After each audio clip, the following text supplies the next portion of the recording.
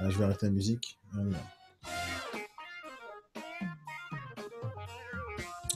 Donc, bonjour à toutes et à tous. Merci d'être là pour ce troisième rendez-vous sur la grande et folle histoire de BIM.com. Je fais un petit rappel pour ceux qui ont raté les derniers épisodes. On est au troisième épisode. J'ai décidé il y a quelques mois de ça de raconter une période de ma vie qui s'est passée entre 2011 et 2015. Une très grosse période pour moi, en tout cas, qui a changé, qui a changé toute ma vie, en fait, hein. Et lorsque j'ai créé cette entreprise, j'avais une seule et unique ambition, c'est de laisser une trace dans le monde de l'immobilier, d'essayer de changer l'immobilier, d'essayer de faire des choses intéressantes qui pourraient permettre à des tonnes de personnes de faire un métier qui les passionne et de réussir avec une meilleure rémunération, une meilleure envie, une meilleure motivation, une meilleure formation, du meilleur accompagnement. C'était l'état d'esprit de départ. Donc, dans le premier épisode, je vous ai raconté un peu mon état d'esprit, comment je vois l'entrepreneuriat, mes échecs, mes réussites avant 2011. Dans le deuxième épisode, je vous ai raconté un tout petit peu la création du concept, la création de l'idée, le lancement. Et aujourd'hui, je vais vous raconter un petit passage. Mais par contre, c'était un des passages les plus critiques de la première année, qui a failli en fait foutre en l'air tout le projet. Il y a une personne qui en ce moment même, et je sais, hein, je le sais pertinemment, qui est en train de me suivre en live. Il y a une personne parmi tous les auditeurs qui vont me suivre en live maintenant et ceux qui vont suivre le podcast ou sur Insta ou ailleurs. Il y a une des personnes qui m'écoute en ce moment même. Je ne vais pas citer les noms parce que ça n'a aucune importance, mais il va se reconnaître. Et je sais qu'il me suit en live parce qu'il m'envoie des mails, etc. Mais en fait, c'est de cette personne que je veux parler. Et c'est une période, un moment qui a duré à peu près 3 mois, qui a failli foutre en l'air toute l'entreprise, une entreprise qui venait à peine de démarrer, une entreprise qui commençait à évoluer, euh, et que j'arrivais justement à tenir à bout de bras et que j'arrivais à construire alors qu'on est en train juste de commencer un tout petit peu à faire de chiffre d'affaires. Euh, Ça commence à se développer, mais on était encore très très fragile. Donc, je vais commencer l'histoire dès maintenant, mais vous allez comprendre en fait dans cet épisode qu'est-ce qui peut se passer dans une entreprise qui est en tout cas qui est toute nouvelle, qui vient de se créer. En fait, n'importe quel coup de vent peut la foutre en l'air, n'importe quel coup de vent. Et peu importe en fait l'entreprise ou l'investissement potentiel qu'on aurait pu mettre dedans, tout est fragile parce que c'est le début. C'est le début. On est en train d'essuyer les plâtres, on est en train de regarder si ce qu'on fait c'est bien, on est en train de corriger le tir par rapport à l'idée de départ. Et à un moment donné, tout peut basculer, tout peut arriver, et des fois on s'y attend pas du tout. Et donc ça s'est passé comme ça. Donc on est à peu près on est à peu près un an à peine la création de la société a été créée. On a à peu près entre 90 et 110 ou 120 négociateurs qui fonctionnent déjà, parce que BIM.com, c'est un réseau de négociateurs en immobilier que j'avais recruté avec un concept assez intéressant et assez innovant à l'époque, où je leur proposais une énorme rémunération par rapport aux agences immobilières existantes sur le marché. J'avais créé un logiciel qui était assez puissant, qui leur permettait de faire du chiffre d'affaires beaucoup plus facilement que tout le monde. Il y avait une communication assez puissante et à cette époque-là, la société ne s'appelait pas BIM.com encore, ne s'appelait pas. Ça, je vais peut-être un tout petit peu aborder le sujet aujourd'hui, mais c'est prévu que ce soit l'épisode prochain. Comment j'ai créé la marque BIM.com, qui est devenue vraiment quelque chose d'assez puissant sur le marché à l'époque. Mais on était encore avec l'ancienne marque, c'était toujours la même société, hein. Il y a beaucoup de gens d'ailleurs hein, qui m'ont causé des problèmes en pensant qu'on avait changé d'entreprise entre-temps, mais en fin de compte, on a juste changé de marque. La marque de l'entreprise s'appelait Phoenix Phoenix Immobilier. Et à ce moment-là, on avait entre 90 et 110 négociateurs qui travaillaient. Cette première année, on était à peine en train d'arriver vers les 200 000 euros de chiffre d'affaires, alors qu'on avait 90 négociateurs qui étaient signés. Mais la vie d'un négociateur, en fait, quand on commence à travailler dans l'immobilier, on ne fait pas du chiffre d'affaires du jour au lendemain, ça n'existe pas. Il faut un certain temps. Donc même si on avait recruté beaucoup de monde, les affaires, elles ne rentraient pas tout de suite, mais on était à peu près vers 150 000 et 200 000 euros de chiffre d'affaires réalisés, ce qui n'est pas grand-chose, hein, mais pour la première année d'une agence, euh, si, euh, si je vous donne le chiffre, hein, en moyenne en France, une agence immobilière va varier entre 120 et 150 000 euros de chiffre d'affaires par an pour une agence. Ça, c'est la moyenne en France. Maintenant, bien sûr, il y a des agences qui font 1 million, 2 millions, 3 millions d'euros de chiffre d'affaires, mais la moyenne en France, si on prend les agences qui font le moins de chiffre d'affaires et les plus grandes, il y a une grosse moyenne qui va tourner entre 120 et 150 000 euros de chiffre d'affaires. Et nous, c'était notre première année dans l'agence. Il n'y avait pas beaucoup de négociateurs qui travaillaient réellement, qui faisaient du chiffre, parce qu'il y avait aussi beaucoup de débutants qui se lançaient, donc il fallait que je les forme, etc. Et ça, je vous ai raconté un petit passage là-dessus à l'époque. Mais on avait déjà une bonne centaine ou peut-être 200 mandats à l'époque, et c'était pas mal déjà, et on faisait du chiffre d'affaires. C'était encourageant. Euh, mais encore une fois, on a rien fait. C'est pas grand-chose comme chiffre d'affaires, surtout lorsqu'on investit dans une structure, on investit dans une communication, on fait pas mal de choses intéressantes, mais on est juste fragile. Et encore une fois, on n'est pas solide en fait. Justement, c'est l'inverse du mot fragile.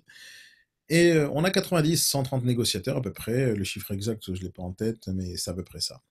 Et je vois que dans mes formations, le jeudi soir à 17h30, parce que je vous ai dit la semaine dernière que j'avais mis en place des formations à 17h30 tous les jeudis, et tous les matins il y avait le B-Morning Live qui fonctionnait, et qui continue à fonctionner jusqu'à aujourd'hui. Tous les matins, il y a le B-Morning Live qui existe entre 8h30 et 9h30. Et ça marchait très bien, ça fonctionnait bien. Et j'avais créé à cette époque-là, sur mon logiciel, qui s'appelait à l'époque Matrix, euh, j'avais créé avant même que Facebook le crée, je crois. J'avais créé le mur. Ou peut-être j'avais copié, je ne me rappelle plus exactement, c'est vraiment pas important, mais Facebook était tout neuf. Hein. À l'époque, hein, à cette époque-là, c'était tout neuf pour moi. Je venais à peine découvrir Facebook, je regardais un peu ce qui se passait. Et dans mon logiciel de transaction qu'on avait créé de toutes pièces, j'avais créé un espace de discussion entre les négociateurs qui s'appelait le mur. Donc, le mur, c'était un espace vraiment où chacun avec son compte dans le logiciel pouvait parler avec les autres. Je pense vraiment que j'avais copié ça de Facebook, parce que on peut pas vraiment réinventer la roue, mais je l'avais adapté dans mon système qui n'existait pas. Et les gens commençaient à échanger. Dès qu'ils ont découvert le mur, ils ont commencé à kiffer le concept. Et il y avait beaucoup d'échanges qui se passaient. Maintenant, quand on met en place un système comme le mur, par exemple, où il y avait 90 et 150 personnes qui parlaient toute la journée, tout le temps, entre eux, ça faisait beaucoup, beaucoup de messages. Et ça, c'était dans une époque où Facebook venait à peine de naître. Hein, donc, il n'y avait pas grand-chose sur Internet qui existait comme ça. Les groupes n'existaient pas encore. Les forums, ça existait, mais pas tout le monde utilisait. Et donc, dans cette époque-là, moi, à chaque fois, je dis cette époque-là en 2011, comme si c'était il y a 20 ans, mais c'était pas il y a si longtemps que ça. Hein. Dans les 10 dernières années, il y a beaucoup de choses qui ont évolué. Mais à l'époque, même moi, j'utilisais pas les groupes parce qu'ils n'existaient pas. Et le seul moment où le seul endroit où j'avais pour communiquer avec tous les négociateurs, c'était le mur. Et donc, c'était assez génial de communiquer sur le mur, de parler, d'échanger, de rigoler, de continuer les formations sur justement le mur. Et c'était juste top. Maintenant, au siège, donc on était au 97 boulevard Soult, dans le 12e à Paris, il fallait commencer à embaucher des salariés parce qu'il y avait trop de négociateurs. Donc, quand on recrute un négociateur dans l'immobilier, je vais passer rapidement sur les détails parce que on parle d'administratif, etc. Mais il y a tout un dossier à créer autour du recrutement, son contrat, les attestations préfectorales, etc. Il y a toute une paperasse à mettre en place et après, il fallait gérer le recrutement, la formation, etc. Donc, ça demandait du personnel. Et à cette époque-là, dans les locaux que j'avais, qui n'étaient pas très grands, il y avait à peu près 60 mètres carrés où on pouvait bosser. Donc, on était déjà 13 ou 15 personnes qui travaillaient dans la société. J'avais mon bureau, il y avait mon associé qui avait son bureau. Et après, les autres salariés étaient dans le grand espace, dans l'open place, dans l'open space. Et il y avait beaucoup de bruit, beaucoup de brouhaha. Mais c'était bien, c'était pas mal. Ça avait une belle activité. Et à l'époque, quand j'étais au 87 boulevard Soult, les négociateurs qui étaient dans les parages, parce qu'on avait beaucoup, beaucoup de négociateurs à Paris, ils venaient nous dire bonjour, ils rentraient dans l'agence, ils rentraient quand ils voulaient. Et c'était sympa, c'était pas mal. Sauf, c'était compliqué de gérer une journée entière de travail quand toute la journée, entre 40 et 50 négociateurs passaient pour dire bonjour, juste dire bonjour, ils tapaient à la porte pour venir parler à Daniel, etc. Et c'était compliqué d'avoir une journée entière de travail. Mais c'était bien, c'était une bonne ambiance. Euh, ça donnait de la motivation à plein de gens qui voyaient en fait, les salariés qui étaient dans la société, ils voyaient en fait qu'il y avait du monde. Parce que lorsque la majorité des négociateurs étaient un peu partout en France, on ne les voyait pas physiquement, les personnes. Et donc, pas tout le monde arrivait à à concrétiser dans leur cerveau le fait qu'il y a 40 ou 50 ou 60 ou 150 négociateurs. Pas tout le monde arrivait à voir ça ou à se projeter. Donc, dès qu'il y avait des négociateurs qui rentraient, ils voyaient que ça vivait. Donc, c'était pas mal.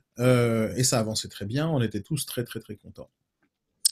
La façon dont je gérais, et je vous rentre dans ces détails parce que c'est important, c'est ça le nerf de la guerre, en fait.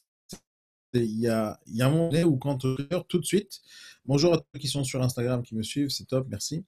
Et donc, à ce moment-là, quand un négociateur rentrait dans la société, on leur donnait une adresse mail, on leur donnait un compte sur le logiciel, on leur donnait des accès à la publicité, etc.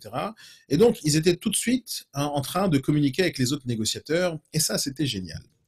Et il y avait une certaine émulation qui existait. Maintenant, moi, je voulais aller un peu plus loin. Je voulais juste aller un peu plus loin pour animer mon réseau, pour animer le réseau négociateur, parce que entre le moment où je faisais le b-morning, pendant la journée, je gérais le développement, je travaillais avec des fournisseurs, on essayait de développer le logiciel, on essayait de travailler sur la communication, on créait des vidéos, on faisait pas mal de choses intéressantes. Et pendant toute ma journée, qui était ultra, ultra chargé. Le soir, le jeudi soir, j'avais des formations à 17h30. Le mardi soir, à 17h30, j'avais les réunions d'information en vidéoconférence. Et tout le reste de la semaine, je créais des vidéos, je créais de la communication, je faisais pas mal de choses intéressantes pour attirer le monde vers notre site internet, etc., etc.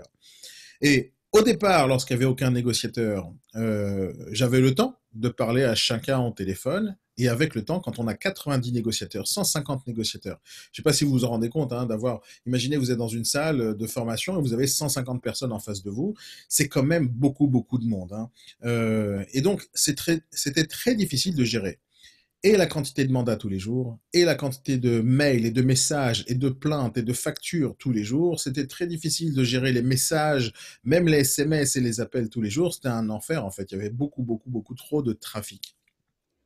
Et j'avais plus de temps en fait pour animer et donner un peu de peps aux négociateurs, de blaguer un peu avec eux, de les rencontrer. J'avais plus assez de temps. Et c'est à ce moment-là que je remarque sur le mur, donc le mur c'était comme sur Facebook, aujourd'hui tout le monde connaît ça, mais à l'époque ça n'existait pas, donc chacun postait un message et mettait les sensations, il partageait une expérience, on rigolait, etc. C'était vraiment, vraiment très actif. Et je vais retrouver, parce que je sais que j'ai ça quelque part, j'ai les archives de tout le mur, toutes les échanges qui ont existé dans ce mur pendant toutes ces années. Je sais que je l'ai mis quelque part à un moment donné, j'ai téléchargé le log, mais je vais essayer de le retrouver. Et si je le retrouve, je vais essayer d'en poster quelques passages. Mais c'était vraiment génial à l'époque. Et ça marchait très bien. Mais je voyais que je perdais le contact avec les négociateurs, parce que plus une boîte se développe, plus on a en fait une masse de personnes et de travail, ça nous rajoute du boulot. Et donc, j'ai perdu un peu le contact avec les négociateurs et je me suis dit, il faut que je fasse quelque chose. Je crois qu'à ce moment-là, je crois réellement qu'à ce moment-là, j'ai inventé un poste qui aujourd'hui existe partout et tout le monde connaît ce terme parce que ça n'existait pas à l'époque. Encore une fois, je me rappelle pas de ce terme-là à l'époque, ça n'existait pas, mais et je n'utilisais pas non plus ce terme, mais à l'époque, je crois que j'ai créé le premier poste de community manager. Euh, c'est un terme que tout le monde connaît aujourd'hui, c'est comment on gère les réseaux sociaux, comment on gère une communauté qui vous suit, etc. Le terme community manager qui est devenu un vrai métier aujourd'hui.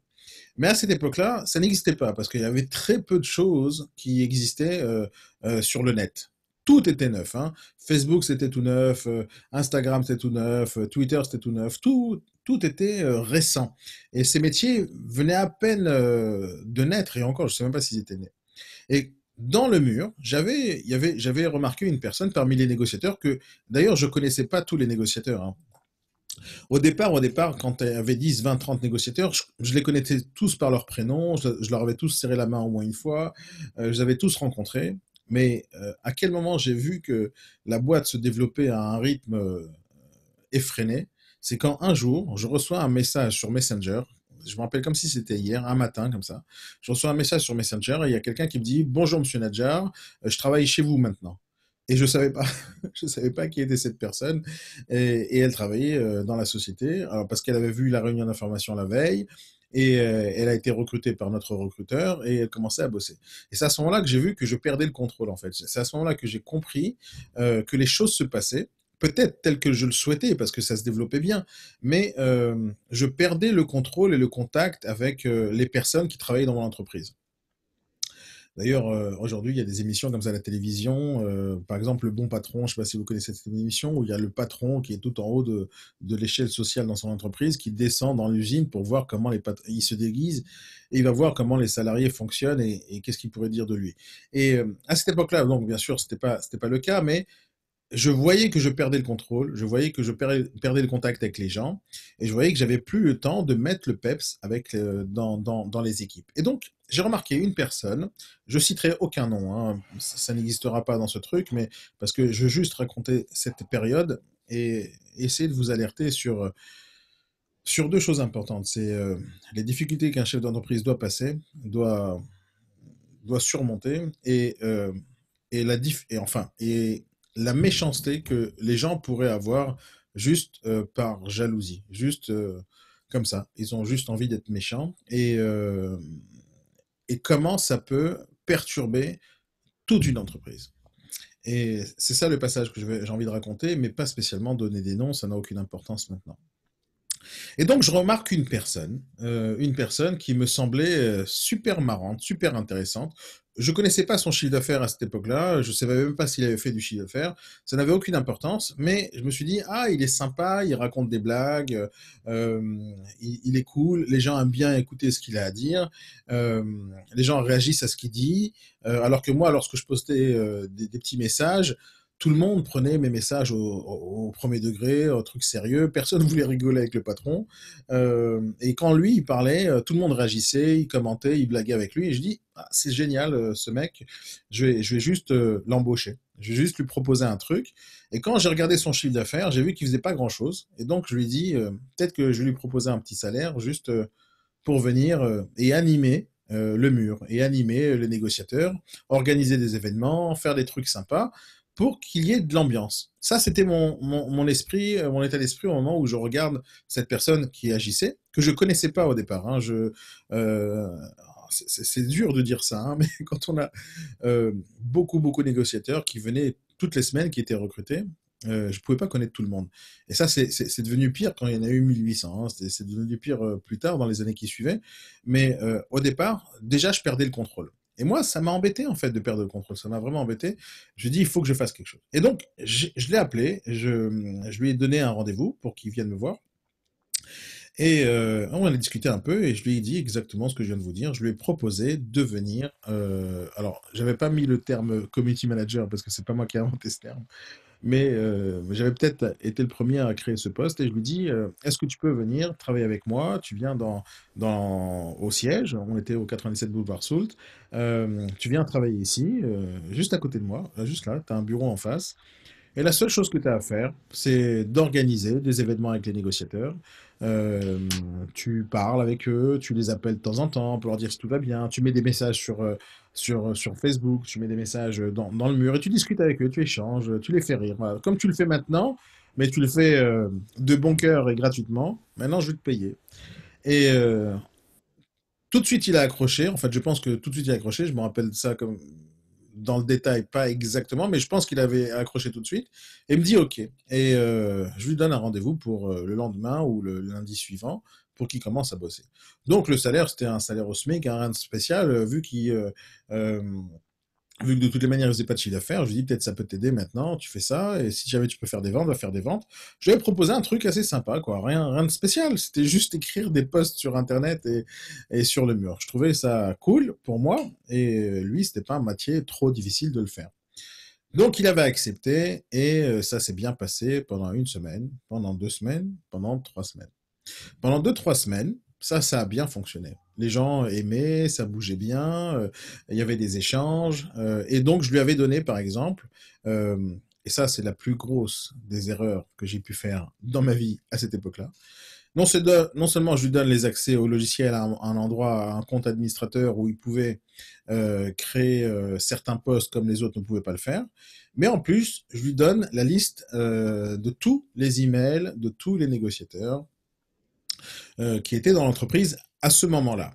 Maintenant, on pourrait me dire non, c'est pas une erreur parce que il travaille chez toi, il est salarié, tu peux faire confiance. Ouais, dans la théorie, on est censé faire confiance, on est censé faire confiance à ses collaborateurs. Et surtout que moi, j'aime bien travailler comme ça, un peu avec le feeling, avec la confiance, mais j'ai vite compris qu'il y a des limites à ce genre de choses. Et au départ, j'étais dans la confiance, ça bougeait bien, on était content, c'était pas très grave de refiler un SMIC à quelqu'un, c'était pas très grave. Le mec, ça l'aidait, moi, ça m'aidait, tout le monde était content, tout allait bien. La communication est bonne et je continue à faire mon travail sans me préoccuper maintenant de l'état d'esprit des négociateurs qui sont sur les réseaux sociaux et je pense qu'ils sont contents. En fait, je suis très content. Bon, ça avance. Entre-temps, je recrute des salariés qui travaillent dans la société. On a à peu près 13-15 dans la boîte. Ça fonctionne bien, ça tourne. Et à ce moment-là, un jour comme ça, il rentre dans mon bureau. Il rentre dans mon bureau et il vient, il dit, il faut que je te parle. Ok, bon, on parle. Il me dit, c'est sympa ce que tu me demandes de faire, mais je trouve que ce que je fais, c'est très important pour la société. C'est pas suffisant le salaire que tu me donnes. Il faut que tu m'augmentes. Euh, je dis, ok, ça serait peut-être, mais moi, je pense pas que ça vaut plus cher que ça, et donc je veux pas t'augmenter. Mais il a insisté sur l'augmentation. Je dis, je t'augmente pas. Et en plus, il avait même pas touché son premier salaire. Il avait même pas fini le premier mois, rien du tout. Et il demande une augmentation, et moi, je lui dis non. Juste non. Tout simplement non. Je dis non, il n'y aura pas d'augmentation pour ça. Ça mérite pas plus. Et c'est tout. Il décide tout simplement de partir. Comme ça. Il laisse tout en plan et il s'en va. Moi, je dis, c'est pas grave. Bon, on a perdu un gars, on a perdu un gars. On va lui payer ce qu'on lui doit et ça s'arrête là. Donc, il finit même pas son mois et il s'en va.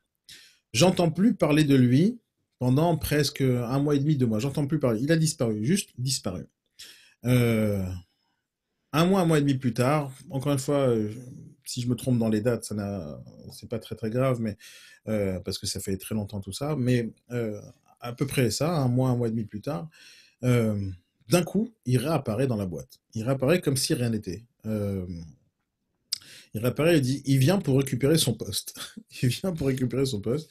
Il dit, c'est bon, je reviens, je travaille. Ouais, j'ai dit non, je suis désolé, tu ne travailles pas. C'est fini, t'es parti, abandon de poste, au revoir. Et il dit non, il insiste. J'ai dit non, au revoir, c'est fini, ça s'arrête là. Et il n'a pas aimé ça.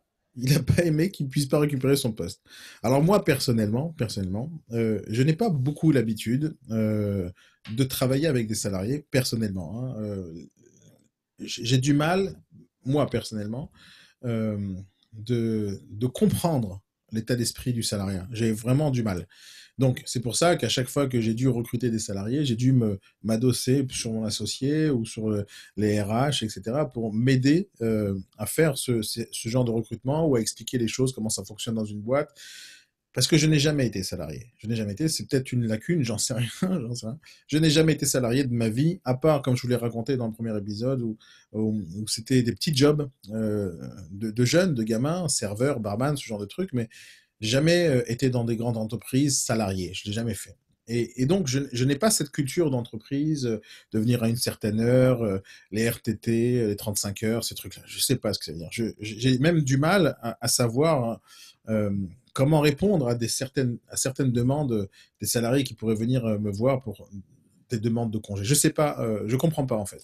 Moi, quand je suis fatigué, j'ai envie de me reposer, je vais me reposer. Quand je suis malade, je suis malade. Quand j'ai envie d'aller en vacances, je vais en vacances. Je demande la permission à personne. C'est mon état d'esprit. Mais de l'autre côté, il y a des responsabilités quand on est entrepreneur. Et je n'ai jamais compris vraiment l'état d'esprit. Maintenant, ça ne veut pas dire que salarié, c'est pas bien, hein. Pour moi, le salariat, c'est un état d'esprit. Entrepreneur, c'est un état d'esprit. Il n'y a pas un, c'est mieux que l'autre. C'est pas comme ça que je vois les choses. Sauf, je n'arrive pas à comprendre l'état d'esprit des gens. Et j'ai toujours voulu que les gens soient dans mon état d'esprit. Viens, tu viens bosser, d'accord, tu as tes heures, tu as un salaire, mais bosse, sois sérieux, sois honnête, sois corporate, comme on dit, et fais ton taf, c'est tout. Si t'es pas content, va-t'en, ça s'arrête là. Et lui, il a voulu jouer une autre partie, lui, avec moi. Il a voulu jouer le jeu de la force, comme ça, il a voulu faire un bras de fer. Et il a décidé que, tout simplement, il n'a pas aimé le fait que je lui redonne pas son poste. Il commençait à me sortir des articles de loi en me disant oui, t'es obligé, je suis revenu, j'étais absent, congé maladie, j'ai le droit, je reviens. Ça, je dis, ouais, tu peux me dire ce que tu veux comme loi, je m'en fous. Tu rentres plus dans mon agence. C'est fini, tu travailles plus pour moi. Au revoir. Et tu ne travailles plus pour moi depuis le jour où tu as mis, où tu es sorti. Donc, j'ai juste dit au revoir. J'ai pas accepté qu'il revienne. Ok. Il redisparaît. Il redisparaît. Maintenant, entre-temps, nous, on continue à travailler, on continue à recruter, la boîte se développe, etc., etc. Il y a le B-Morning tous les matins, il y a les formations une fois par semaine. Il y a une émulation, tout se passe bien, tout avance, et je suis très content. Jusqu'au jour où, jusqu'au jour où je reçois un mail, et je reçois une copie sur le mur, et mon associé reçoit un appel, et tout en même temps, tout en même temps. Hop, tout ça, ça se passe, c'est genre, qu'est-ce qui s'est passé dans le monde? Il y a quelque chose qui s'est passé, on ne sait pas quoi. Et du coup, je vois le mail, et c'est des négociateurs que je connaissais qui me disent, Daniel, t'as vu le mail qu'on nous a envoyé? Non. Et l'autre, t'as vu le mail qu'on nous a envoyé? Et d'un coup, c'est la panique. Au départ, je reçois un mail, après, des centaines de mails sont arrivés vers moi, des centaines. Et je comprenais pas ce qui se passait. Tout le monde me dit, mais c'est quoi ce bordel? C'est quoi ce truc? C'est quoi? Qu'est-ce qu'on a reçu? Apparemment, vous avez fait faillite. Apparemment, t'as fait quelque chose de grave. Et je comprenais pas ce qui se passait. D'un coup, c'était la panique totale. Alors bien sûr, je panique parce que je ne sais pas ce qui se passe, et j'essaye de demander aux gens, envoyez-moi ce que vous avez reçu, je ne sais pas de quoi vous parlez. Et pas tout le monde voulait me donner la copie du mail, pas tout le monde. C'est simple, un négociateur qui travaillait chez moi n'ont pas voulu jouer le jeu en me disant, t'as vu ce qu'ils ont écrit, est-ce que c'est la vérité ou pas? Moi je leur dis, donnez-moi le mail pour voir de quoi vous parlez. Et pas tout le monde voulait me donner la copie du mail. Jusqu'à que quelques-uns m'ont envoyé la copie des mails qu'ils ont reçus. Et d'un coup, je vois le mail, bien sûr, et je vois un mail écrit qui faisait peut-être, je sais pas moi, une page, enfin plein de textes. On dirait une tribune sur le Figaro. Et il écrit, mais des choses horribles sur moi, horribles. Mais le problème, c'est qu'il a envoyé un mail à tous les négociateurs qui travaillaient chez moi, tous. Il leur a raconté sa version des choses, comme quoi je suis un voleur, comme quoi je l'ai maltraité, comme quoi, je sais pas, je l'ai viré comme un malpropre, etc. Il est parti mettre ses émotions et son état d'âme dans le mail, et il a envoyé un mail à tout le monde, et tout le monde a paniqué. Et moi, bon, au départ, je me suis dit, bon, ça va, il va se calmer, c'est pas très grave. J'ai envoyé un mail en réponse à tous les négociateurs, je leur ai expliqué ma version des choses. Écoutez, voilà, c'est comme ça arrive. On se sépare des gens, ils n'aiment pas trop, ils sont vexés. Mais à ce moment-là, j'ai compris l'erreur que j'avais faite. Je lui avais donné accès à la base de données de tous les négociateurs, et j'ai compris qu'il était en train juste de saccager la boîte, d'essayer de faire du mal. Maintenant, j'ai dit, c'est pas très grave. Il va oublier, il a fait son petit, son petit coup de gueule. C'est pas grave. Demain, c'est fini l'histoire. C'est fini. C'est pas grave, ça va passer. Il se passe quelques jours, et d'un coup, rebelote. Un autre mail, mais encore plus grave que le premier.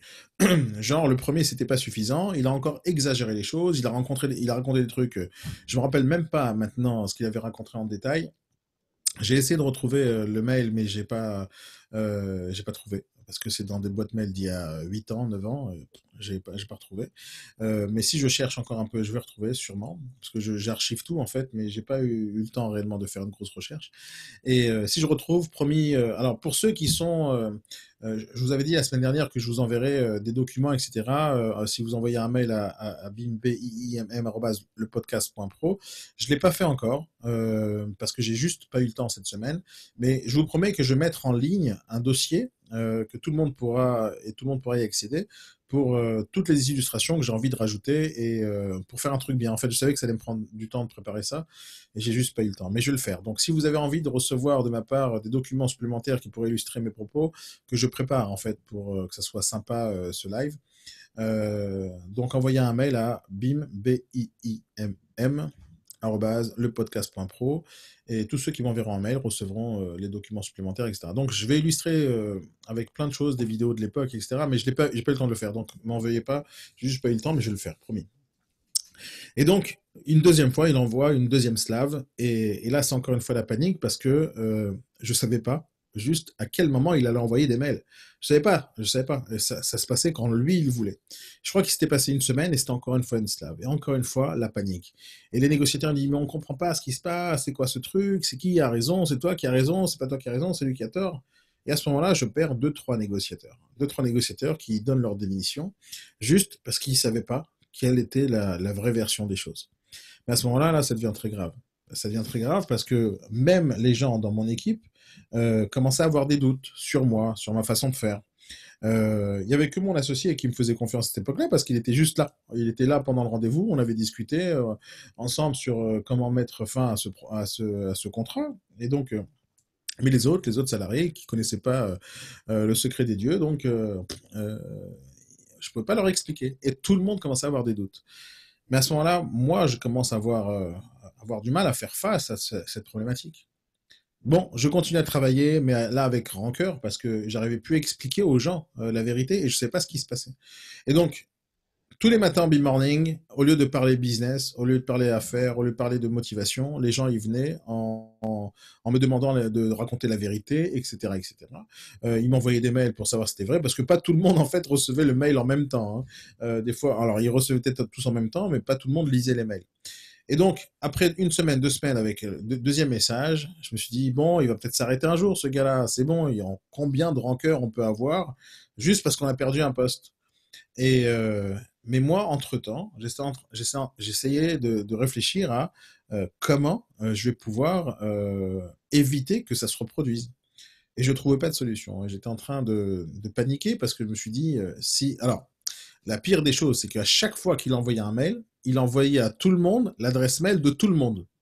Et ce qui se passait, c'est que tout le monde s'échangeait des mails entre eux. Et là, ça devenait tout simplement un incendie de forêt et c'était impossible de l'arrêter.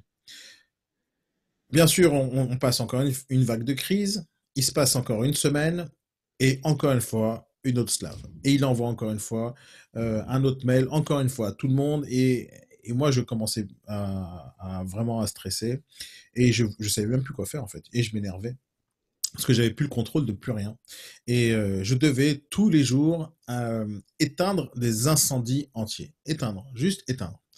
Et j'arrivais pas à l'éteindre, c'était tout simplement impossible. Il y avait trop de feu, peu importe la quantité d'eau que je pouvais mettre, ça marchait pas. Et je supportais plus en fait, j'arrivais plus. Il s'est passé un truc, c'est que je me suis dit, hop, je me casse. J'ai voulu juste tout arrêter. Il y a un ou deux salariés qui ont décidé d'arrêter de bosser, donc rompu contrat, potentiel prud'homme, deux, trois négos encore qui ont arrêté de bosser, et là je voyais ma boîte en train de disparaître, juste disparaître.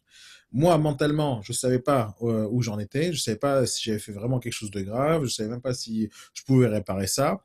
Maintenant, au moment où on est en train de se développer et que d'un coup, on est en train de monter et d'un coup, ça commence à chuter, mais c'est comme si que... c'est comme, alors je ne vais pas comparer ça à n'importe quoi, mais imaginons une action de bourse, d'accord, où la boîte est en train de se développer, d'un coup, il y a une crise avec un des dirigeants, on apprend que c'est un mec, il a violé quelqu'un, j'en sais rien. Et d'un coup, l'action de la société peut couler juste à cause d'un truc pareil. Et c'est à peu près ce qui s'est passé pendant cette période-là.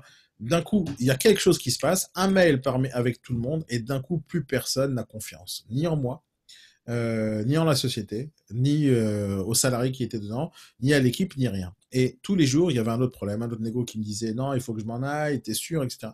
Et je voyais qu'il fallait que je commence à me défendre, comme si j'étais accusé d'un crime que j'avais pas commis. Il se passe une semaine, 2 semaines, et chaque semaine, il envoyait des mails. Donc là, maintenant, je sais qu'il m'écoute et je sais qu'il va m'écouter parce qu'il a suivi les 2 épisodes, parce que chaque épisode, il est en train de m'écouter. Alors, comme je ne vais pas citer son nom et je sais qu'il m'écoute, je veux qu'il sache une chose, c'est que à cette époque-là, j'avais une seule envie. Hein. J'avais vraiment une seule envie, c'est de le trouver et juste lui casser les genoux. C'est tout ce que je voulais faire. Je voulais le trouver, lui tomber dessus et juste le défoncer. C'est vraiment ce que je voulais faire. Et je ne savais pas quoi faire d'autre en fait. Je ne savais pas quoi faire d'autre. Il fallait qu'il arrête. Il fallait juste qu'il arrête. Il m'a rendu tout simplement fou. Et je ne savais pas juste quoi faire. Au fur et à mesure du temps, et c'est pas genre des mois, hein, c'est juste jour après jour, j'essayais de creuser son passé, j'essayais de regarder ce qu'il faisait, j'essayais de regarder pourquoi ça arrivait ce truc-là. Et j'avais vu aussi que, je ne me rappelle plus comment je suis tombé là-dessus, mais j'avais vu des échanges qu'il avait eus avec d'autres négociateurs et il avait raconté cette période qu'il avait à l'époque quand il travaillait dans une banque. Il avait la même chose avec ses anciens patrons. Il a voulu faire du chantage, etc. Bon, j'ai vu qu'en fin de compte, il est en train juste de faire des récidives. Et j'ai vu aussi que c'est un mec pas très stable dans le cerveau. Bon, j'avais fait une erreur, bon, peu importe. Mais à cette époque-là, c'est simple, hein. Moi, j'étais devenu totalement fou en fait. Je savais plus quoi faire. Je savais pas si je devais arrêter la boîte. Je savais pas si ça allait couler. Maintenant, chef d'entreprise ou pas, ben, on a tous un loyer à payer, on a tous des enfants à nourrir, on a tous une femme, on a tous des choses à faire. Et ce gars-là, juste parce qu'il avait un état d'âme, parce qu'il avait été vexé, il a décidé juste de foutre en l'air une boîte. Il a juste décidé de dire aux gens, j'en ai rien à foutre des négociateurs qui posent dans cette boîte, j'en ai rien à foutre des salariés qui bossent dans cette boîte, j'en ai rien à faire de tous ceux qui sont en train de gagner leur vie grâce à cette boîte, j'en ai rien à faire que si cette boîte coule, tout le monde peut perdre les commissions qui sont en cours. Si cette boîte coule, je m'en fous, tous les gens vont se retrouver à la paille, au chômage. Lui, il en avait juste rien à foutre. Juste rien à foutre. Maintenant, euh, peu importe si je suis fautif ou pas, moi je suis pas fautif, je le sais que je suis pas fautif, j'ai juste viré quelqu'un, et donc je suis fautif en rien, j'ai le droit de licencier qui j'ai envie dans ma vie, et c'est comme ça, c'est la vie. Mais c'est tout ce qui s'est passé, j'ai dit juste dire au revoir à quelqu'un, et le mec, il en avait juste rien à faire.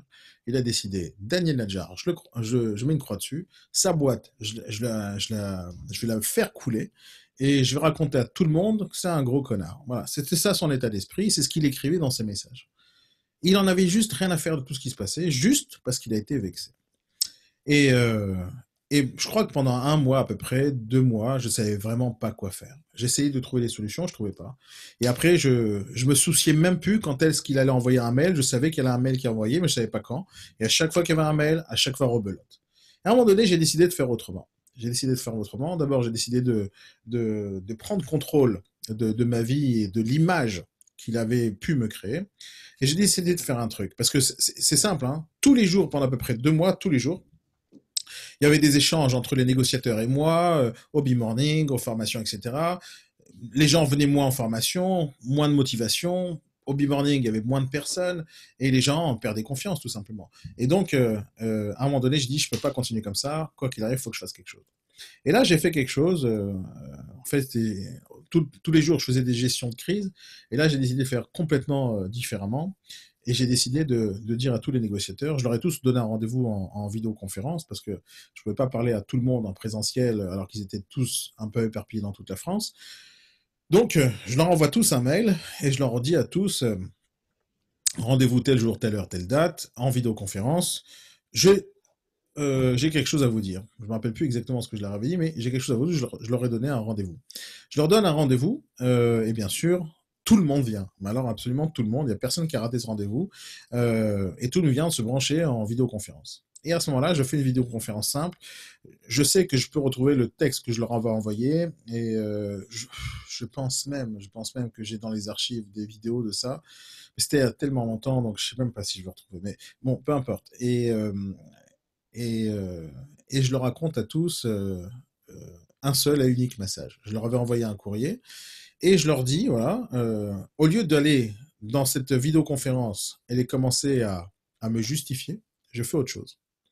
D'ailleurs, tout le monde s'attendait à ce que, justement, je me justifie, que je raconte l'histoire, la vérité, et que c'est comme s'ils allaient apprendre quelque chose de nouveau. Mais là, je fais complètement autre chose et je leur dis comme ça, dès qu'ils sont tous branchés, il y avait tout le monde, hein, je sais pas moi, il y avait peut-être 150, 200 personnes dans la vidéoconférence à ce moment-là. Et je leur dis, et je leur fais une présentation que j'avais préparée de toutes pièces. Et je leur dis un truc simple, écoutez les gars, si vous pensez que je m'excusais, ben vous vous plantez. Si vous pensez que je demandais pardon à qui que ce soit, vous plantez, parce que c'est pas comme ça que je vois les choses. Mais par contre, je vais vous expliquer l'histoire de la société. Et j'ai commencé à recréer euh, l'histoire en arrière et à leur expliquer comment la société s'est créée, qu'est-ce que je faisais. Et je leur ai raconté encore une fois l'histoire du couscous au beurre. Personne ne connaissait l'histoire. Et je leur ai raconté combien c'est difficile de créer une entreprise et c'est difficile de faire face à ce genre de choses. Et je leur dis, voilà, c'est simple. C'est juste simple. Moi, je suis pas là pour m'excuser. Je vous dis une seule chose. Vous avez deux choix. C'est où vous me faites confiance, où vous me faites confiance et vous arrêtez, mais à partir de maintenant, de me saouler avec les mails qu'il va vous envoyer parce que j'en ai juste rien à faire. Vous arrêtez juste de m'envoyer ces mails, je m'en fous. Donc, si vous me faites confiance, super, on continue à travailler ensemble et vous arrêtez de me parler de tout ça, ou vous n'êtes pas content et juste vous démissionnez, au revoir, basta. Et c'était ça mon message. Ça a duré peut-être un quart d'heure où tout le monde était en train d'écouter en pensant que j'allais m'excuser et je leur donne un ultimatum. Juste arrêtez de me saouler. Arrêtez de me saouler parce que ça ne m'intéresse pas. Moi, je suis là pour bosser. Et à la fin de ce webinaire, je leur fais un sondage. Vous êtes avec moi ou vous n'êtes pas avec moi. Aussi simple que ça. Et bien sûr, c'était à 95 ou 96, 87%, je ne me rappelle plus. Tout le monde m'a dit, on est avec toi, Daniel, on fonce, on avance. Il y en a un ou deux qui ont décidé de démissionner le jour même, et c'était fini, au revoir, basta. Le lendemain, c'est pas qu'ils n'avaient pas reçu des mails, ils continuaient à recevoir des mails. Et je sais même pas comment, ce même mec-là qui faisait les problèmes continue à envoyer des mails, mais il savait exactement ce que je leur avais dit la veille. Et il continue à chaque fois d'être, on dirait, alimenté par les autres, qui étaient encore dans l'entreprise. Tu as vu ce qu'il a dit Daniel sur toi, etc., etc. Et il continue à envoyer des mails en rapport avec l'actualité de tous les jours, en disant ouais, je sais ce que vous avez fait hier, etc., etc. Mais à partir de ce moment-là, du lendemain, je leur dis plus personne ne me parle de ça. Et c'est simple, tous ceux qui ont décidé de rester avec moi et d'avancer, on n'avait pas perdu beaucoup de monde, je pense une dizaine à peu près, mais tous ceux qui ont décidé de continuer à bosser, ils ont arrêté totalement de m'envoyer des mails, et au contraire, ils commençaient à le bloquer sur les mails, etc. Et d'un coup, le calme est arrivé parce qu'il a arrêté d'envoyer les mails. Tout simplement, il a arrêté d'envoyer les mails. Mais il s'est passé à peu près 2 mois et demi, où je savais plus du tout pendant ces 2 mois comment gérer tout ça, parce que ça devenait vraiment problématique. Et pendant tout ce moment-là, dans cette période-là, quand on sait que j'ai investi beaucoup, beaucoup d'argent pour que la boîte existe, j'ai investi beaucoup d'énergie, j'ai pris énormément de risques, et il n'y a pas que moi, hein, mon associé à l'époque aussi, il avait une femme, des enfants, moi j'avais une femme, des enfants, donc de tout foutre en l'air maintenant, c'était la faillite totale pour tout le monde, et des milliers d'euros qu'on perdait, et après, hop, on va savoir les procès qu'on aurait pu avoir si on arrêtait les ventes en plein milieu, c'était un enfer, et je voulais absolument pas. Et donc, le mental il a baissé, la motivation avait baissé, c'était très compliqué, moi aussi j'étais un peu déstabilisé à cette époque-là, mais j'ai tenu le coup. Mais c'était fatigant, hein. Il fallait prendre de temps en temps des Valium, il fallait voir le docteur pour qu'il me donne des vitamines, etc., pour que je puisse continuer à faire les formations, parce que à cette époque-là, je travaillais, je sais pas moi, 24 heures sur 24. Je me réveillais même 1 heure par jour, 1 heure plus tôt que tout le monde, je travaillais 25 heures par jour, mais je travaillais comme un fou. Et ce gars-là, cet abruti, il avait décidé de faire du mal, tout simplement. Et je suis sûr que je vais recevoir des mails de sa part tout à l'heure ou demain, parce que je sais ce qu'il va dire. Mais en tout cas, ça s'est pas fini là, en fait. Avec lui, ça s'est fini. Il a disparu des radars, jusqu'à aujourd'hui, en fait. Depuis que j'ai lancé l'histoire, que j'allais raconter cette histoire de bim.com en ligne, il a réapparu. Apparemment, depuis tout le temps, il me suit. Depuis tout le temps, il me suit. Il a réapparu. Mais ça s'est pas fini là, là l'histoire. Parce que je me suis dit, l'adresse mail de tous les négociateurs est dans la nature, même si c'était à peu près une centaine, 150 de personnes. Je comptais pas m'arrêter là, je comptais continuer à développer. Et je me suis dit, ça peut arriver à n'importe quel moment, et que ces adresses mail-là soient distribuées à d'autres personnes, et que quelqu'un continue à me faire du mal comme ça. Et il fallait que je trouve une solution. Et il s'est passé un truc simple, c'est que j'ai découvert une solution qui, juste jusqu'à aujourd'hui en fait, jusqu'à aujourd'hui, cette solution maintenant, d'abord je l'utilise, mais en plus je l'implante dans toutes les agences immobilières avec qui je travaille, dans toutes les agences immobilières que je développe, et sans ça, en fait, c'était juste impossible de continuer à développer la société, juste impossible. Et la solution, elle vient de mon cher ami qui s'appelle Google. Et Google avait inventé à cette époque-là quelque chose de tout neuf, de tout nouveau, qui était justement les comptes entreprises chez Google. Donc sachez aussi que ça fait partie des formations que je propose aujourd'hui aux agents, c'est comment justement retrouver le calme et le contrôle de son entreprise grâce à Google. Et ça, c'était quelque chose d'assez génial. Et je ne vais pas rentrer dans le détail maintenant, mais ceux qui sont intéressés à ce genre de produits et services pour justement avoir un peu de sérénité, je vous expliquais pourquoi la sérénité est revenue. En fait, Google me donne ce genre de possibilité où je crée les comptes de tous les négociateurs de mail, et je peux éviter ce genre de situation. C'est-à-dire que une fois que la solution a été installée dans l'entreprise, qui a coûté très cher, hein, qui a coûté très cher à l'époque, une fois qu'on mettait la solution au sein de l'entreprise, c'est simple, si jamais ça avait existé quand j'avais la solution, et que le gars il décide d'envoyer un mail à tout le monde, non seulement je pouvais bloquer ce gars-là de plus jamais renvoyer des mails, mais je pouvais aussi bloquer les mails d'arriver vers les personnes. Et quand j'ai trouvé cette solution, j'ai dit: «C'est magnifique». Ça m'a coûté à peu près à cette époque-là, ça me coûtait à peu près dans les 600-800 € par mois. À la fin, on est monté à des chiffres entre 2 000 et 4 000 € par mois, non plus, qu'est-ce que je raconte? On était, ça coûtait, 6 à 8 € par personne à l'époque. Donc voilà, ça pouvait monter jusqu'à 5 000, 6 000, 8 000 € par mois, juste avec la solution de Google. Et grâce à cette solution, ça coûtait très cher, surtout dans une période où on venait à peine commencer. On n'avait même pas encore fait les 200 000 € de chiffre d'affaires. Et d'un coup, il fallait commencer à sortir du fric, à sortir dans un truc qu'on n'avait pas besoin juste avant. Mais d'un coup, je mets la solution en place et c'est simple, je retrouve le calme. Je retrouve le calme dans mon cerveau. Dans l'entreprise, c'est certain. Je commence à verrouiller toutes les entrées possibles. Mais à ce moment-là, je découvre aussi un truc génial avec cette solution euh, qui m'a en fait, les négociateurs, lorsque on recrute dans un réseau immobilier, dans une agence immobilière des négociateurs, surtout lorsqu'ils sont agents commerciaux, il y a un problème en fait, d'une certaine manière, c'est qu'ils sont volatiles, les commerciaux. Ils sont volatiles. S'ils sont contents là où ils sont, ben c'est top, ils vont continuer à travailler avec vous. Mais s'ils sont pas contents, ben, du jour au lendemain, ils s'en vont. Du jour au lendemain. Et non seulement il y a ça, parce qu'ils peuvent partir quand ils veulent, mais en plus de ça, les concurrents, de toute façon, moi j'avais mis en place des méthodes pareilles et similaires, mais les concurrents, ils cherchaient tout le temps à démarcher les négociateurs dans les autres entreprises. Voilà, c'est comme ça que ça se passe dans l'immobilier jusqu'à aujourd'hui. Tout le monde démarche les négociateurs, tout le monde. Et donc, qu'est-ce qu'ils faisaient? Ils envoyaient des mails aux négociateurs en leur disant, viens bosser chez nous, viens travailler chez nous, c'est mieux. Et il y a des gens, en fait, qui utilisaient les termes et les thèmes que l'autre gars avait utilisés. Bon, on a vu que chez vous, c'est comme ça que ça se passe, le patron vire les gens quand il en a envie, etc. etc. Et tous les concurrents utilisaient ces armes contre moi. Mais ça, je ne le savais pas jusqu'à que les gens commencent à m'envoyer en fait la copie de tout ça. Et donc, quand j'ai utilisé cette solution, tout simplement, j'ai bloqué les adresses IP des gens, j'ai bloqué les noms de domaine des gens, et d'un coup, j'ai pris le contrôle de mon entreprise comme il le fallait. J'ai commencé euh, à continuer d'abord à développer, mais la crise était derrière moi.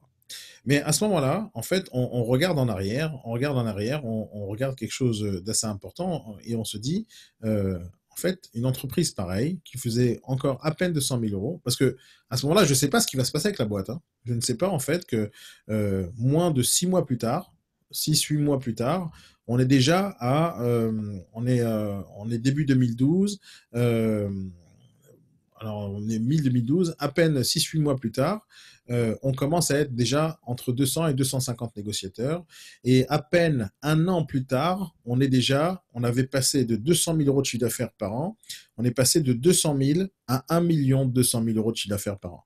C'est-à-dire qu'en moins d'un an, on a quadruplé le chiffre d'affaires. Mais ça, on ne le savait pas à ce moment-là. À ce moment-là, on est juste une entreprise qui est fragile, qui aurait pu se casser la figure en 2 secondes, juste à cause d'un mail. Et si j'avais, bien sûr, j'étais en arrière en train de me dire, ah, mais de toute façon, quoi qu'il arrive, on va faire du chiffre d'affaires, j'aurais été peut-être un peu plus serein. Mais au moment où on est dans la crise, on ne se rend pas compte de ce qui va se passer.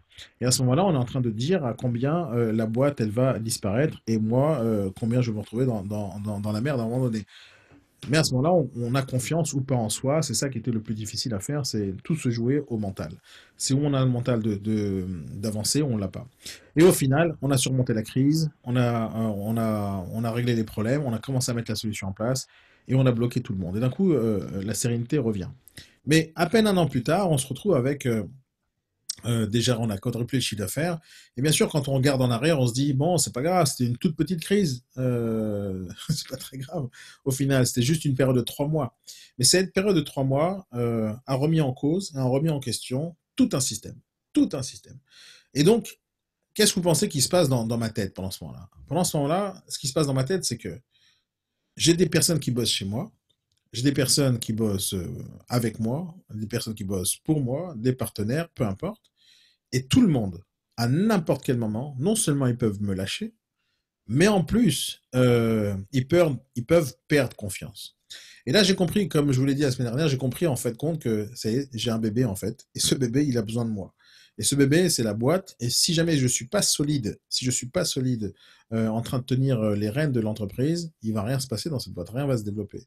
Parce que la difficulté en fait, c'était de tous les matins continuer à faire mes formations, tous les matins à continuer à donner le coaching, tous les matins à venir avec le sourire, avec la patate, alors que je savais qu'il y avait des gens derrière moi, autour de moi, en dessous de moi, c'est-à-dire entre eux, ils parlaient entre eux et ils parlaient du mal de moi. Et ça, c'était très difficile d'accepter. Et au fur et à mesure du temps, alors que moi, je donnais toute mon énergie, toute la patate que je pouvais donner à des gens, il y a des gens qui venaient, leur job, c'était de me poignarder dans le dos comme ça, matin, midi et soir. Donc, allez, si on lui faisait du mal à ce gars-là, etc., etc. Et cetera. Et d'un coup, j'ai compris qu'il y avait une sorte de jalousie, une sorte de des gens qui étaient envieux, juste leur seul objectif en fait dans la vie, c'était de détruire. Bon, alors qu'est-ce qu'on fait comme à ce moment-là? Ben, on fait rien. J'ai juste avancé en essayant que ça fonctionne. Maintenant, entre-temps, donc on passe cette crise et je me dis il y a un problème en fait dans cette boîte, c'est qu'elle se développe pas assez vite. Et je ne sais pas pourquoi, j'ai voulu en fait euh, accélérer le mouvement. Et je ne sais même pas pourquoi en fait, j'ai décidé qu'il fallait absolument que je recrute de plus en plus de négociateurs. Je suis rentré dans une sorte de rythme effréné comme ça, en me disant que ce gars-là aurait pu d'abord me foirer ma boîte, et tout le monde était prêt à partir, et juste à cause d'un mail ou de deux, trois mails, etc. Je dis peut-être qu'il faut faire autre chose, peut-être qu'il faut recruter plus de négociateurs, etc. Et je commence à essayer de réfléchir aux solutions. Et parmi toutes les recrues, il y a une autre personne qui arrive.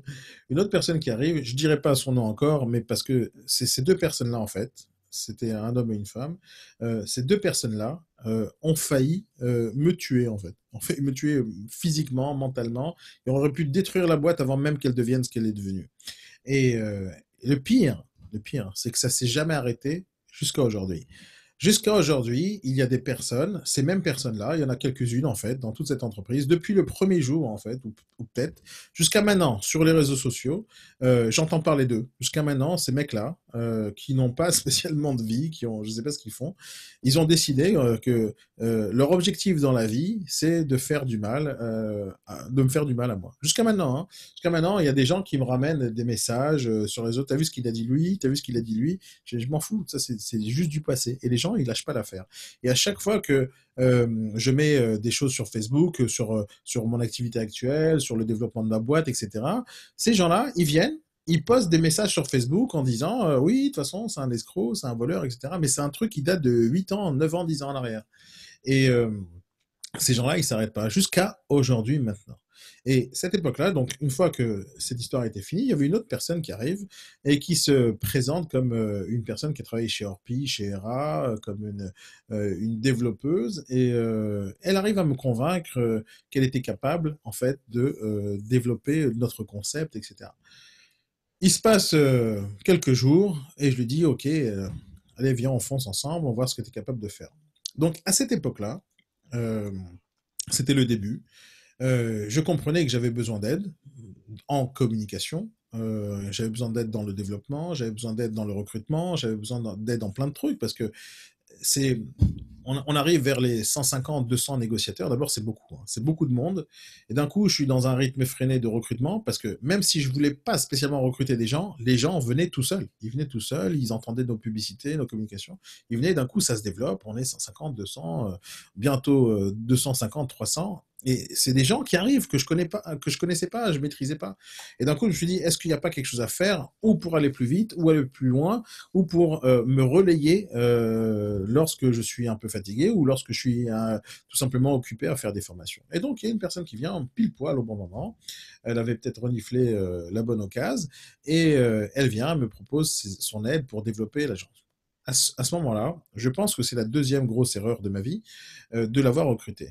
Mais le problème, c'est quoi? C'est que j'avais pas à l'époque ce filtre-là des salariés truands. J'avais pas ce filtre. Et je me disais, c'est pas normal qu'un salarié puisse arnaquer ou truander ou voler le patron. J'avais pas ce filtre-là, j'avais pas cette peur-là. Comme la majorité du temps dans ma vie, je travaille avec des entrepreneurs, avec des agents commerciaux. Euh, Travailler avec des salariés, c'était compliqué, surtout dans des postes commerciaux. Dans les postes commerciaux, alors j'ai bien sûr toujours eu des salariés, mais c'était pas dans des postes commerciaux. J'ai toujours eu des salariés dans des postes administratifs, et donc il n'y a pas trop de problèmes en général. c'est en général des gens qui restent, qui sont sédentaires, et donc on est toujours en train de travailler ensemble et ça se passe toujours bien. Mais d'un coup, dans un domaine où c'est un domaine commercial, j'avais pas trop cette expérience à l'époque. Et d'un coup, elle vient, elle dit voilà, je vais être développeuse du réseau, etc. Et d'un coup, elle prend les rênes du développement en fait pas de la franchise parce que j'ai pas décidé de vendre des franchises, mais c'était l'idée de recruter plus de négociateurs, d'encadrer le recruteur et d'encadrer le principe même du recrutement. Et là, après à peine un mois, à peine un mois, hein, je me rends compte en fait que j'ai fait une grave erreur. Que cette personne-là, elle continuait à faire, parce qu'elle avait travaillé dans des agences immobilières à l'époque, et elle continuait à remettre dans le mental et dans le cerveau des négociateurs des discours qui étaient bons pour les agences immobilières traditionnelles de l'époque. Et, euh, et je lui dis non, ça marchera pas comme ça. C'est pas ce que je veux. Je veux pas que tu me recrutes des négociateurs qui vont rester dans le bureau. J'ai pas envie que tu fasses ça. J'ai pas envie que tu continues à redonner ce genre de message. J'ai juste pas envie. On est sur Internet en train de développer quelque chose. Tu t'adaptes à ce que je fais ou pas. Et elle voulait pas. Bon, mais c'est pas grave. À un moment donné, elle a dit bon, c'est bon, Daniel, je vais faire ce que tu me dis, etc. Bon, les choses avancent. Il se passe en tout 3 mois. Pendant 3 mois, on avait des rendez-vous pratiquement toutes les semaines ensemble pour voir comment ça avançait, etc. Et tout ça, c'était dans la même période. Hein. C'était les mêmes personnes qui travaillaient ensemble dans la même période, au même endroit, au 87 boulevard Soult. Et on était à peine un an actifs. Et cette personne-là, tous les jours qui se passaient, elle me racontait des salades. Mais je ne savais pas qu'elle me racontait des salades. Tous les jours qui passaient, elle me disait ouais, j'ai fait ci, j'ai fait ça, j'ai rencontré ci, j'ai rencontré ça, et ça va se développer, il y a plein de gens qui arrivent, etc. Mais pendant 3 mois, je vois en fait qu'il n'y a rien qui avance. Mais rien, absolument rien, rien du tout. Tout ce qu'elle promettait, c'était du vent, absolument du vent. À un moment donné, je lui dis écoute, stop, on s'arrête là. Juste stop. Bon, c'était ma deuxième erreur. Parce que, comme je vous l'ai dit, j'étais pas euh, très expérimenté. Je vois que sur Instagram, ça va couper dans 1 minute exactement. Apparemment, sur Insta, ils sont pas capables de prendre des lives plus d'1 heure. Et donc, ça va peut-être couper. Mais c'est pas grave. Vous pouvez nous suivre sur Facebook, sur IBS Formation. Et donc, et là, je me rends compte que je suis pas très doué lorsqu'on parle de recrutement de salariés, et je suis pas dans des postes commerciaux, et je suis pas très doué dans le licenciement. Et c'est à ce moment-là que je me rends compte que c'est pas si facile que ça de dire au revoir à un salarié en France, parce que moi, en fait, ça faisait pas longtemps que j'étais en France en termes administratifs avec les lois, etc. Et donc, j'avais quand même mon associé qui maîtrisait un peu l'histoire, mais moi, je réagissais pas comme un RH. La personne, je me rends compte qu'elle a passé sa journée sur Facebook et elle n'a jamais fait signer aucun contrat et rien du tout, que dalle. Mais non, on peut me dire pourquoi tu t'es pas rendu compte de ça? Juste parce que j'avais déjà 250 commerciaux à gérer et à former, et donc j'avais délégué des tâches. Et d'un coup, je lui dis écoute, stop, on arrête là. Et je sais pas pourquoi, ça lui a pas plu non plus. Ça lui a pas plu non plus, et elle a décidé de me faire la guerre. Et à partir du moment où je lui ai dit stop, à partir du moment où je lui ai dit stop, c'est simple. Pendant 5 ans. Attendez, je ferme le truc. Pendant 5 ans, 5 ans, à partir de ce jour-là, pendant toute la durée de la société, jusqu'à aujourd'hui, elle a essayé de me pourrir la vie. Elle a attaqué au prud'homme. Elle est partie raconter à tous les négociateurs sur les réseaux sociaux. Elle est partie envoyer des mails avec la même liste de mails que l'autre gars avait utilisé. Elle continue à envoyer des mails à tout le monde, tous les jours, simple tous les jours. Tous les jours, envoyer des mails à tout le monde pour leur dire à combien je suis un méchant, je suis un ci, je suis un ça. Et encore une fois, deuxième crise. Deuxième crise, la même que la dernière fois, mais sauf c'était pire. Pourquoi c'était pire? Parce que elle, vous allez sûrement la retrouver si vous recherchez sur Internet. Alors, non seulement je la déteste, mais en fait, je me déteste moi. Comment j'ai pu la recruter, cette personne-là? Et ça a duré 3 mois pour l'un, ça a duré 3 mois pour l'autre. En un an, j'ai failli foutre en l'air ma boîte juste en ayant des erreurs de jugement sur la qualité des personnes et sur la façon de recruter les gens. Donc après, bien sûr, il s'est passé maintenant 8 ans derrière, donc j'ai développé un peu des méthodes dans le recrutement, mais et j'ai appris pas mal de choses. Mais pendant cette période-là, et jusqu'à maintenant en fait, hein, je vous dis ça jusqu'à maintenant, de temps en temps comme ça, je reçois des messages en me disant: «Tu vu ce qu'elle a dit sur toi encore?» et je parle d'un truc qui s'est passé il y a une semaine, hein. Et à chaque fois, je leur dis: «Mais qu'est-ce que tu veux que je fasse? J'en ai rien à foutre, c'est tellement du passé». La meuf, elle a aucune vie.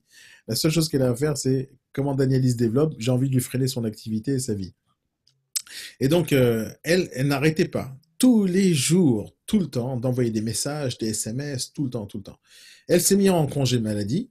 Je crois qu'elle était en congé maladie chez moi pendant, je crois, 6 ou 8 mois. Elle continue à toucher l'URSSAF et ce genre de choses. Elle continue à attaquer au prud'homme.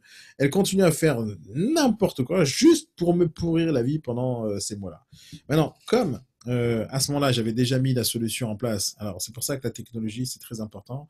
Donc, j'ai envie vraiment d'aborder, comme je vous l'ai dit, hein, cette histoire, j'ai pas envie de la raconter pour que ce soit les premiers épisodes et ceux-là et les prochains qui vont suivre. J'ai pas spécialement envie de raconter cette histoire pour essayer de raconter du mal des gens, mais surtout comment moi j'ai surmonté ces problèmes-là et pour vous dire comment, si jamais vous êtes dans cette situation-là où vous êtes en train de développer ou en envie de vous développer, il faut faire gaffe à plusieurs choses. Première chose, à l'époque, hein, j'ai eu ces problèmes comme vous aurez pu les avoir vous-même. D'ailleurs, ce même discours que je vous porte maintenant, j'étais en rendez-vous aujourd'hui qui a duré 5 heures et j'ai dit à la personne qui avait en face de moi, qui est un patron d'agence, parce que je voulais l'aider à se développer aussi, je lui ai dit, voilà, tu dois faire gaffe à ça, à tes adresses mail, tu dois faire gaffe à ta base de données, tu dois faire gaffe à prendre le contrôle de ton entreprise. Maintenant, les conseils que je donne aujourd'hui à mes clients, à des agences, des patrons d'agences que j'aide à se développer, beaucoup de choses viennent de mes expériences du passé parce que c'est que comme ça en fait qu'on avance. Et moi, j'ai eu des graves problèmes. Et là, la boîte, elle commençait à se développer. On avait 400 ou 500 000 euros de chiffre d'affaires réalisés. Et la boîte, elle aurait pu tanguer et disparaître de la surface de la planète jusqu'à cause de deux personnes. Deux personnes. Et deux personnes après à peine un an. Deux personnes ont décidé qu'ils avaient un ego surdimensionné plus gros que le mien, et ils ont décidé ils ont juste décidé de faire la guerre à une personne. Et sans prendre en compte les dizaines et les centaines de personnes qui auraient pu perdre leur emploi. Donc, ces gens-là, aujourd'hui, enfin, ni aujourd'hui ni à l'époque. À l'époque, ça avait un peu déstabilisé. Euh, mais aujourd'hui, j'en ai juste plus rien à faire de. Et surtout, à chaque fois que on m'amène des informations sur eux, je m'en fous, ça m'intéresse pas. Sauf, à l'époque, c'était pas comme ça. À l'époque, c'était pas comme ça. À l'époque, c'était mince, comment je vais faire demain pour donner à manger à mon fils? Mince, comment je vais faire maintenant pour dire à tous ceux qui bossent chez moi qu'ils ont plus de travail juste à cause de l'autre débile là, juste à cause de l'autre con là, qui juste a décidé d'envoyer des mails aux gens. Et ces gens-là, la seule chose que j'ai envie de leur dire, c'est euh, on peut me détester, on peut m'aimer, moi personnellement, j'en ai rien à faire. Moi, je continue mon chemin. Et c'est d'ailleurs pour eux, en fait, si vous regardez ma page Facebook, euh, j'ai mis une image de profil sur ma page Facebook ou sur LinkedIn, je ne me rappelle plus. Enfin, j'ai mis ça un peu partout. Mais j'ai mis ça il y a quelques années, en fait. Cette image où il y a marqué une phrase que je leur ai donnée. J'ai mis cette image sur Facebook, je crois que c'est en 2015-2016. Donc c'était il n'y a pas longtemps. Hein. Parce que ces gens-là, quand j'ai fermé la boîte en 2015, parce qu'il y a encore plein d'épisodes qui vont suivre sur les différentes choses qui sont passées dans la société, parce que là, c'est des mauvaises nouvelles, qu'est-ce qui passait après un an. Mais ces gens-là, ils ne se sont pas arrêtés. Pendant presque 5 ans, ils ont continué à essayer de m'écraser à combien ils pouvaient. Et quand ils ont eu l'impression qu'ils ont réussi, parce que j'ai fermé la boîte 5 ans plus tard, ils s'arrêtaient pas, en fait. Ils s'arrêtaient pas. Et moi, j'ai construit autre chose et j'ai développé autre chose, ce que je fais aujourd'hui. Et ces gens-là, ils continuaient. Et c'est pour ça que j'ai mis sur une page Facebook et j'ai écrit une phrase simple. C'est dur de battre quelqu'un qui ne renonce jamais. Et c'est pour eux, en fait, pour ces deux abrutis, ces deux gros connards, en fait, ces deux personnes que je m'en fous d'eux. L'histoire, elle est finie depuis très longtemps. Mais c'est ces deux gens-là, ces deux personnes-là, qui, pendant des années, jusqu'à aujourd'hui, ont failli risquer la vie de centaines de personnes et on n'en avait rien à foutre. Et en France, en fait, c'est quelque chose que j'ai remarqué. Les gens n'aiment pas trop quand les autres réussissent et ils vont commencer à essayer de se venger par jalousie pour faire du mal aux autres. Maintenant, ma meilleure vengeance que j'ai pu à voir avec eux, c'était pas si j'ai gagné au tribunal, parce que j'ai gagné au tribunal avec ces deux-là. Les deux ont tout simplement été déboutés, et je pense que je peux retrouver les pièces. Ça, je sais que je peux retrouver parce que j'ai ces dossiers-là quelque part. Euh, j'ai pas spécialement envie de mettre leur nom, mais j'ai envie de montrer ce genre de truc. Euh, Ils ont été déboutés du tribunal parce que ils ont fait n'importe quoi, juste n'importe quoi. Ils avaient rien, leur dossier tenait pas. Ils m'ont attaqué au prud'homme, ils voulaient réclamer des 50 000 et des 100 000 euros de dommages à intérêts pour absolument rien. Et la seule chose qu'ils voulaient faire, c'est se venger de moi pour rien, juste parce que je leur ai dit au revoir. Et donc, ma meilleure vengeance, c'était juste de faire quelques années plus tard des millions d'euros de chiffre d'affaires sans avoir besoin d'eux. Et ça les a toujours énervés d'être en dehors du train, comme des vaches dans le pré, et juste regarder le train passer. Et moi, aujourd'hui, j'en ai plus rien à faire. Moi, ça me fait sourire. Ça me fait même marrer de voir que eux n'ont juste pas évolué. Ils continuent à refaire n'importe quoi. Euh, et ils sont juste personne. Mais par contre, ce que je voulais vous dire dans cette histoire, pour ceux qui sont des directeurs d'agence, par exemple, ou des entrepreneurs, d'abord, c'est très difficile en fait de surmonter ce genre de crise.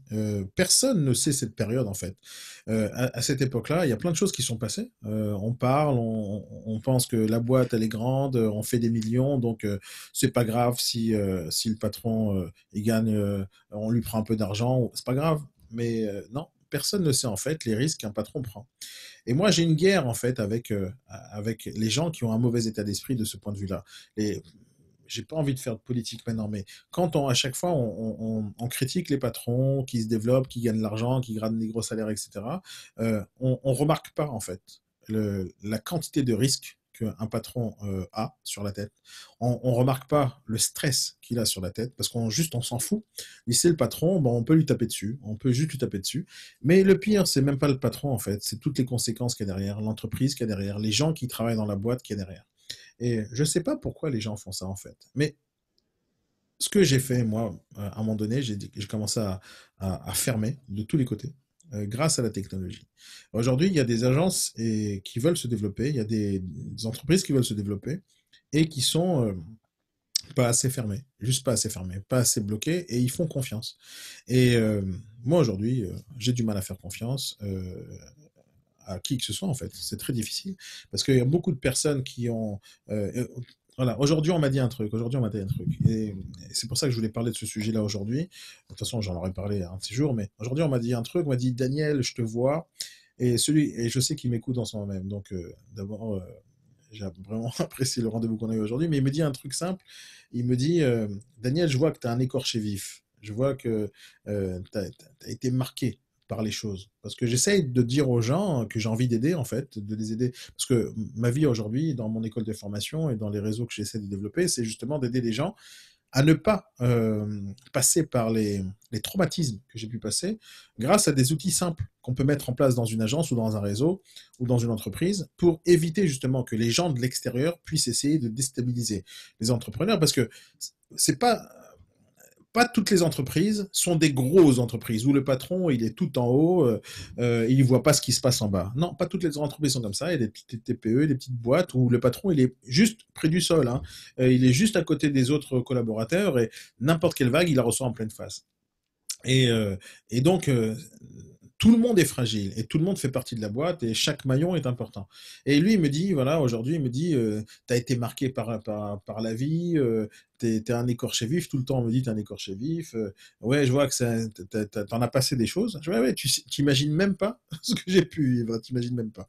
Mais, et les conseils que je donne aujourd'hui, et c'est pour ça en fait que je fais ces épisodes-là, les conseils que je donne aujourd'hui, j'ai envie que les gens comprennent d'où ils viennent en fait. D'où ils viennent les conseils. Quand je forme des agents similaires, lorsque je forme des négociateurs, j'essaie de leur donner des outils et quand je leur dis c'est ça qu'il faut que tu fasses, c'est cet outil que tu dois prendre, j'ai pas le temps de leur raconter l'histoire. J'ai pas le temps de prendre 2 heures pour leur raconter mes histoires. J'ai pas spécialement le temps. Alors j'ai décidé de faire cette émission sur bim.com, sur des solutions que j'ai pu trouver à l'époque, qui étaient des solutions qui m'auront coûté tout simplement des millions. Juste des millions.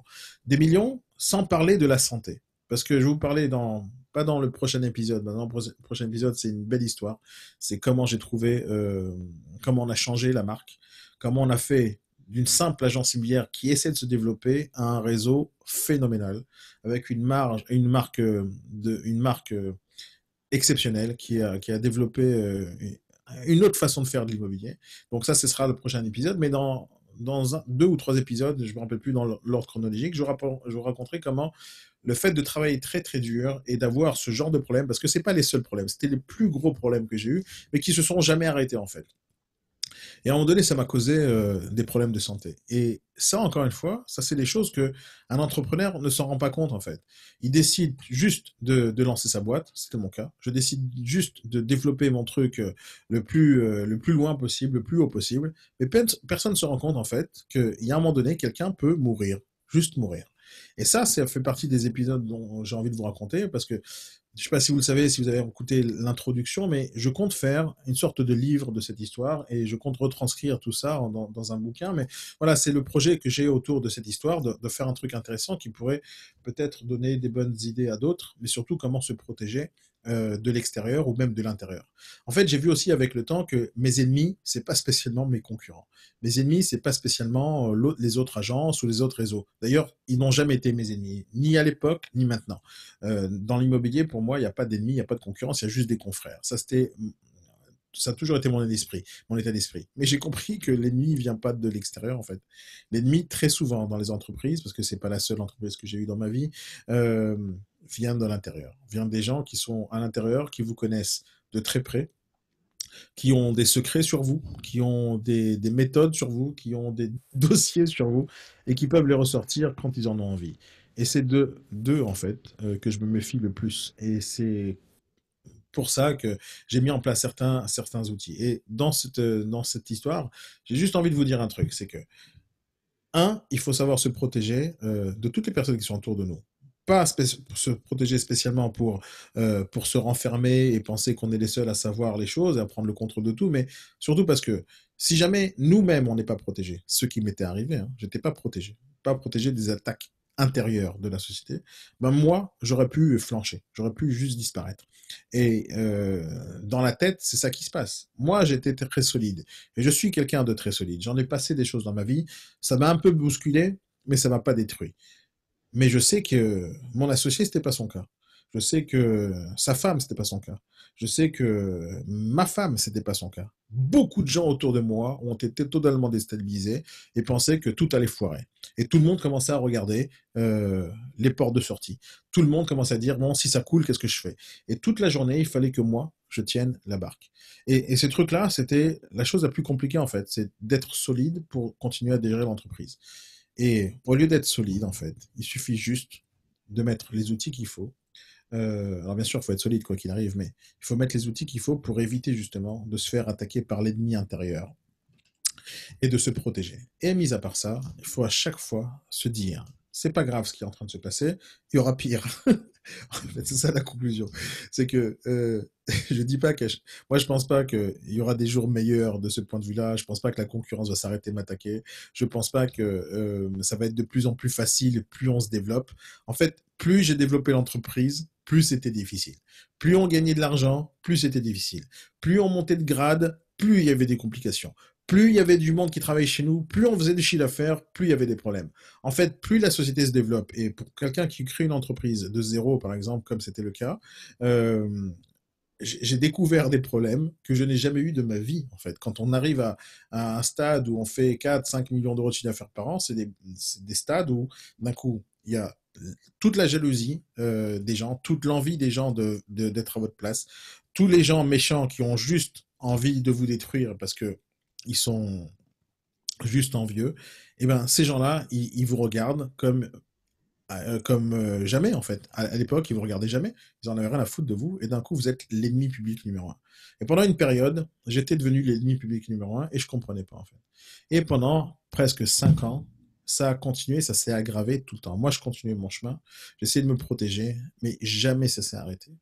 Et toutes les autres histoires alors il y a des belles périodes où on s'est bien éclaté, on a fait des choses géniales, et je vais en parler dans les autres épisodes, mais il y a aussi des autres périodes qui m'ont en fait juste donné envie de tout arrêter. Et donc c'est pas encore le moment, on est à peine un an et demi après la création de la boîte. Dans les prochains épisodes, je vais vous raconter comment on a créé le nom, quel est le grand, grand, grand tournant qui s'est passé, qui a fait que on est passé de 200 000 à 1 200 000 euros de chiffre d'affaires, et comment on est passé de 1 200 000 euros de chiffre d'affaires à 5 millions d'euros de chiffre d'affaires. Comment on a fait pour tripler et quadrupler le chiffre d'affaires chaque année. Comment on a fait pour passer de 200 négos, de 150 négos à 1800 négos. Ça, c'est ce qui va se passer dans les prochains épisodes. Et après, on va parler de la fin. Mais il y a encore quelques épisodes devant nous qui vont être un peu plus marrants que celui-là. Mais voilà, pour ceux dont j'ai parlé aujourd'hui, si vous me regardez, allez vous faire foutre. Passez une bonne soirée, les amis. Je vous souhaite une bonne soirée. Je vous dis, j'ai rendez-vous la semaine prochaine à 17h30. Et j'espère que ça vous a plu. J'espère que vous avez appris des choses. Et voilà, tout simplement. Je vous mets une petite musique de fin. Et je vous dis à très bientôt. Bye